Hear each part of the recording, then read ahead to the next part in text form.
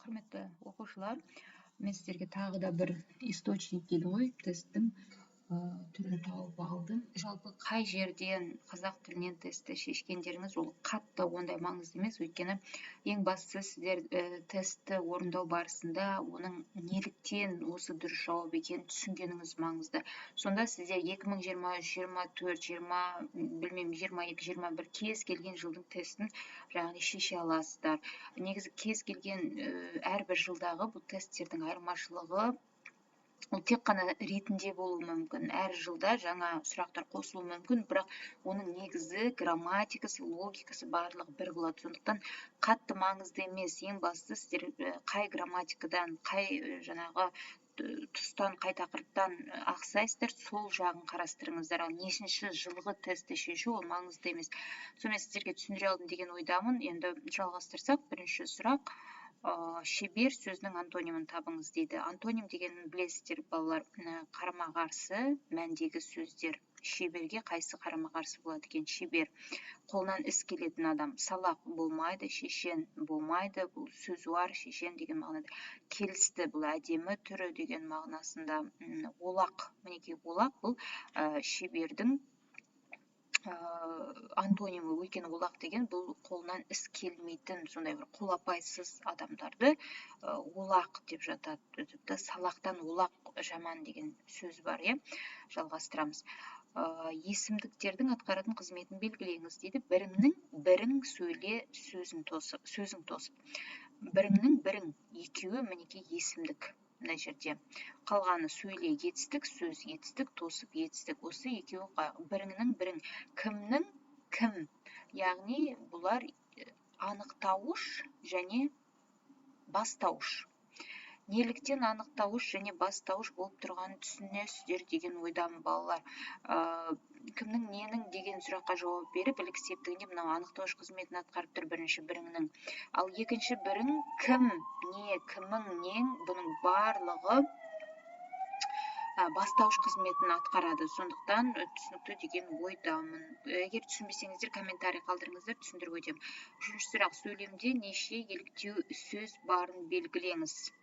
Қарға қарқ бір, етті ірімшік жерге салп етті. Мінекей, қарқ және салп, еліктеу сөздер екіге бөлінеді, еліктеуіш және бейнелеуіш болып.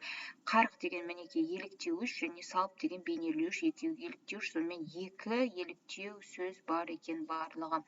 Жалғастырамыз. Айтылу мақсатына қарай бөлінетін сөйлем атауын табыңыз. Айтылу мақсатына қарай сөйлем нешеге бөлінеді? Үшке: хабарлы, сұраулы және лепті. Бұл жерде хабарлы сөйлем деп, мына Б вариантын қараймыз.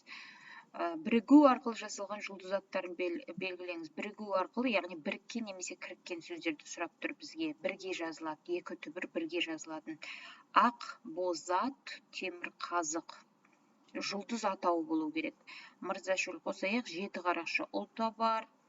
Атауыз алакөл, қара жорға есек қырған. Ақ бозат деген жұлдыз атауы мен сенімді болмай тұрмын, бірақ бар деген ойдамын. Жеті қарақшы әрине бар, ұл табар деген есімде жоқ. Сонымен ақ бозат пен темір қазыққа қарай барамыз. Басқа тілден енген сөзді анықтаңыз. Басқа тілден енген, яғни қазақ тіліне тән емес. Әуесқой, көшпелі балық, мағлұмат, шаңырақ, мағлұмат, араб тілінен енген. Мінекей бұл өзге тілден енген сөздердің қатарында. Жетінші сұрақ, баяндауыш қызметіндегі бұрынғы өткен шақты белгілеңіз. Бұрынғы өткен шақ, өтіп кеткен шақ. Өткен шақтың өзі жедел өткен шақ, бұрынғы өткен шақ, ауыспалы өткен шақ болып бөлінеді үш түрге. Соның бұрынғы болыпты, осындай болып қалыпты, өтіпті дүниеден деген сияқты сондай бұрын өткен мағынасы өзі айтып тұр. Үлгі алсын деймін жас жігіттер, бұл емес. Алтын көрсе періште жолдан таяр, бұл емес. Ексең егін, ішерсің тегін. Жоқ, бұл жерде шарттыр. Егер мал керек болса, қолөнер үйренбек керек. Мәдениет сарайына халық көп жиналыпты. Мінекей, жиналыпты. Сол кезде, кішкене бұрындар өтіп кеткен деген мағынада тұр. Жалғастырамыз. Дауыстылардың тілдің қатысына қарай бөлінуін белгілеңіз. Ашық қысаң, жуан жіңішке, қатаң ұяң, еріндік, езулік, үнді. Мына варианттардың өзінен ақ көрініп тұр балалар, егер жаңағыдай ажырата алмасаңыздар. Үнді деген ол мүлдем жатпай дауыссыз. Еріндік, езулік бұл еріннің қатысына қарай еріндік және езулік болып бөлінеді. Қатаң ұяң бұл да жатпайды мүлдем дауыстың қатарына, өйткені ол дауыссыздардың бөліну классификациясы. Жуан жіңішке және ашық қысаң, осының қайсысы екен деп ойласаңыздар, ашық қысаң бұл жақтың қатысына қарай, жақтың ашылуы мен жабылуына қарай ашық қысаң. Жуан жіңішке бұл осы тілдің қатысына қарай. Сондықтан осы жауапты белгілейміз. Жақсы сөйлемді табыңыз. Жақсы сөйлем деген бастаушы жоқ. Кім орындап жатқаны белгісіз. Қызықты кітап. Бұл емес, бұл атаулы сөйлем. Асанмен 5 жыл бірге оқыдым. Мен Ердостың атқа мінгісі келді. Кімнің атқа мінгісі келді? Ердостың. Абай шығармаларынан үзінді келтірді. Ол мөлдір бұлақ сылдырлайды. Әрине, мына жерде Ердостың атқа мінгісі келді. Осыны белгілейміз. Мінгісі келді. Кімнің? Ердостың. Мына жерде Ердос деген бастауыш емес, анықтауыш болады. Атқа неге? Сондықтан дәл осы бізде жақсы сөйлем болып. Әрине, бұның бастаушы жоқ сөйлем, бірақ кім орындап жатқаны әрине бұл Ердостың сезімі. Бұның иесі бар, бірақ бұл жерде бастаушы жоқ. Сонымен жалғастырамыз. 10-шы сұрақ. Жинақтық сан есімнің жұрнағын жалғауға болатын қатарда ажыратыңыз дейді. Жинақтық сан есім балалар 1, 2, 3, 4, 5, 6, 7 дегенге дейінгі ау, еу, бұның барлығы жинақтық сан есімнің жұрнағы. Енді тексерейік. Өкпеден келе жатқан ауа қысымының тербеліс диапазоны 82 герцтен 1100 деп айта алмаймыз. Өйткені айттым ғой, 7-ден ары қарай жалғанбайды жұрнақ. Біреу сенің бұл ойын жаңалық емес. Бұған да келмейді. Біріншіден бұл жерде жаңа реттік. 1 сағатқа бас 90 театрға басыңызды бір күн бақыт тұрар. Мына жерде де біреу, екеу деп айтып қажет жоқ. Келе жатыр бәйгенің ең алдынан 102 келген ақынның от өлең. Келе жатыр 102-ші келген ақынның 102-ге келген ақынның от өлеңі. Сонымен бұл да емес. Ұзақ жолда екеуі шаршамайды. Ұзақ жолда екеуі шаршамайды. Екі адам шаршамайды. Сондықтан Е вариантын біз белгілейміз. Күрделі етістікті табыңыз. Күрделі етістік 2 немесе одан да көп етістіктің тіркесінен тұрған, немесе қос сөзден тұрған, біріккен сөзден тұрған етістіктер қаз көрейік. Дәрігерге алғыс айту. Орманға жақындау 80 метр, ішкен асы бойына тарамау, бере-бер. Мұнда қайсы деп ойлайсыздар балалар? Алғыс айту 80 метр, ішкен асы бойына тарамау, бере-бер. Әрине бұл бере-бер.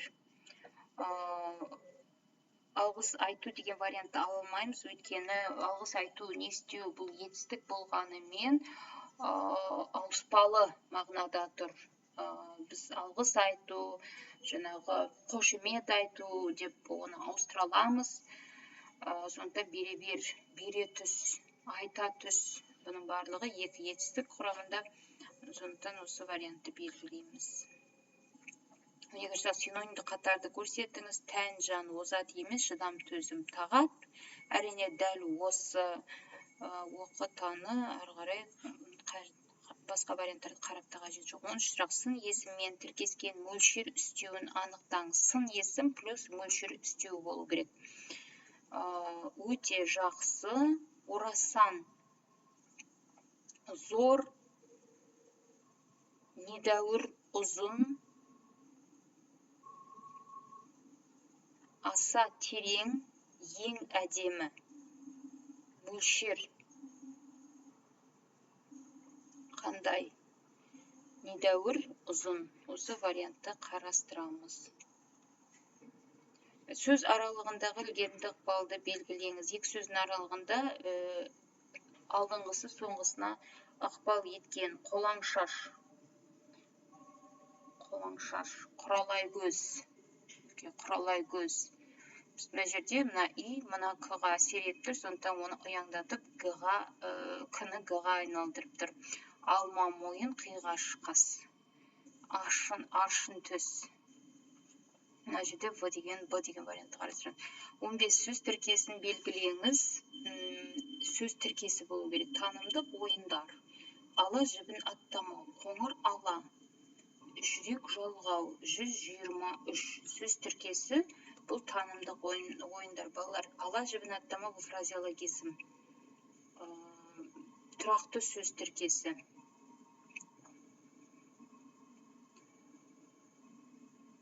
Қоңыр ала, бұл күрделі сөз, жүрек жалғау. Бұл да фразеологизм. 123 негізі сөз тіркесін белгілеңіз дегенде ала жібін аттамауда, жүрек жалғауда жатады. 123 жатпайды, әрине бұл күрделі сөз. Бірақ танымдық ойындар, қандай ойындар? Бұл мына жерде негізі анықтау керек, қандай сөз тіркесін сұрап тұр. Енді бізде кәдімгі сөз тіркесі, еркін сөз тіркесі бұл танымдық ойындар. Қандай ойындар, қызықты ойындар, танымдық ойындар деп осыны аламыз. Мына екеуі фразеологизм, бұлар тұрақты сөз тіркестері.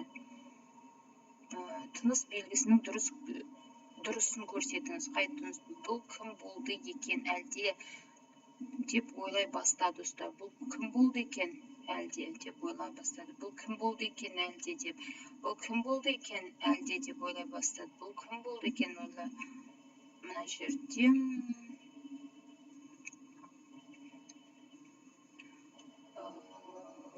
жерде балалар осы дұрыс болады. Өйткені мынаны сіздер қарастыра аласыздар, бірақ үтір жоқ мына жерде. Мына әлдеден кейін үтір,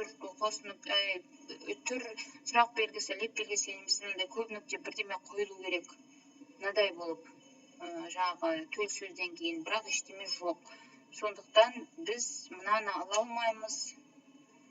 Мына жерде сызықша жетпейді. Мынаны алушы едік, әлде сыртта қалып қойыпты, сондықтан мынаны аламыз. Тұйық буынды көрсетіңіз. Тұйық.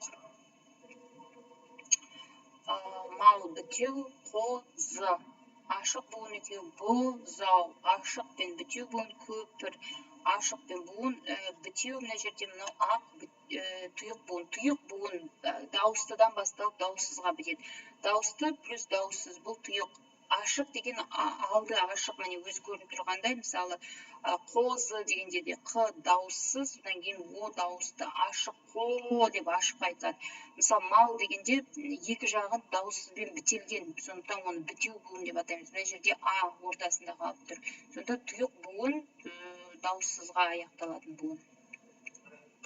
Тәуелдік жалғаулы сөзді көрсетіңіз. Тәуелдік жалғауы менің, сенің, оның, сездім, жіктік, қиқым, түбір сөз, тұлым, түбір сөз, төзім, түбір менің бағым, мінеки мынау тәуелдік жалғауы. Бірінші жақта тұрандағы төл сөзді, сөйлемді көрсетіңіз. Төс, ақыл көлі, бұл емес, ат, ендеше жөніңді біл шығарманың, өлең сөздің бұл не деген жұмбақ деді екеуі. Мінеки бұл не деген жұмбақ деген төл сөз, десті екеуі деген автор сөзі. 20-шы сұрақ, шартты бағыныңқы, кейде мезгіл бағыныңқы сабақ жасауыш қосымшаны. Шарт дегенде сразу сес есімізге түсу керек, мінекей шарт тұр. Осымен